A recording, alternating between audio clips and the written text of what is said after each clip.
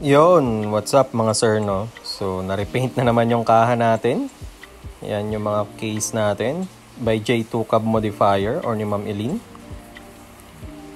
Message nyo lang sila pag gusto nyo magpa-repaint or magpa-modify ng mga case nyo or yung mga kaha nyo. Kahit na anong motor. So, yan, kinakabit ko na yung front panel natin. Sinisecure ko lang kung tama, no? Yan, then dalawang screw lang dun sa likuran para ma-fit or maging secure yung mismong front panel niya. Yan, dalawa yan, kabilaan lang yan mga sir. So guide na rin to kung paano ibalik yung kaha, no? Kasi yung pagtanggal hindi ko na videohan. So ganyan yung itsura niya. So matte titan with glossy black tin. Susunod na natin yung leg shield or yung mismong rear panel pala mga sir. Kasi leg shield pala is yung parang merong boomerang type. So yan yun. Sila rin ang gumawa niyan ng rear scoop ko. Na naka-embed na yan sa mismong fairings yan. Makikita nyo doon, pag isasalpak nyo lang siya para makita nyo yung mismong kakabitan ng fairings dyan sa side na yan. Then yan, may mga clip dyan na ipapasok nyo lang din. Then pa-slide siya.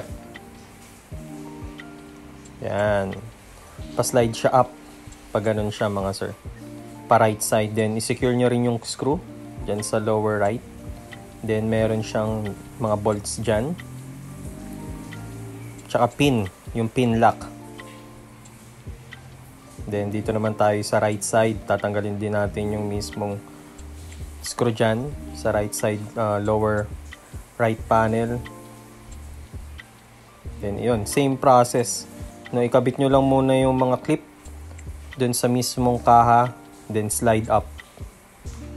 Ganun siya ginagawa mga sir. Then syempre, wag nyong kakalimutan yung mismong locking screw or yung clip para mag-lock yung screw nya. Then yan, mayroon dalawang bolts dyan na naiiba. Tsaka dun sa mismong dulo. Then yung rubber, wag nyong kakalimutan mga sir. Papasukin ng tubig. So yan, okay na yung sa rear natin, fairings. Then the next naman natin is yung side. Yan, declip lang din siya mga sir. Ganyan din gagawin nyo dun sa mga kahan nyo, no? It's either slide lang kasi or declip. Then may screw siya sa loob. Yan, screw lang natin siya. Actually, napagbabalik-baliktad ko na rin ata yung mga screw niya kasi may Philip, meron ding Allen. Pero ako basta halos isa kasi yung sukat. So kung ano naman yung ginawa ko, yun na yun. So yan, dyan siya, i-clip nyo lang din, ipasok nyo muna siya. So mahirap din kasi talaga eh. So tatansyahin nyo lang din talaga, wag nyo pwersahin pag hindi kasya or pag may humaharang, yun yung pinaka-advice ko mga sir, no? Kasi swak naman yan kung tama yung paglagay nyo. Then experience na rin pag lagi nyo binubuksan yung kaha nyo, di ba? Pero yan, di kini-clip lang din lang siya, no?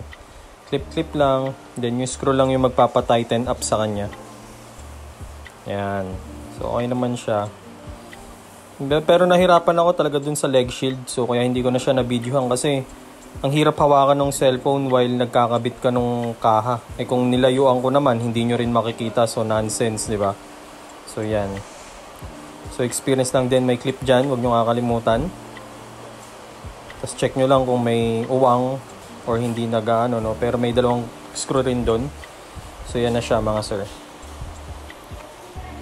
Ganyan, kinabit ko na rin yung kaha, yung sa leg shield kasi nga mahirap talaga ikabit mga sir, sorry. Hindi ko kaya videohan. Kung may taga video pwede, pero matagal kasi talagang kinapa ko rin dahil hindi rin naman ako expert. Pero okay naman, nag-goods naman siya. So comment down below kung na-experience nyo rin. Peace out.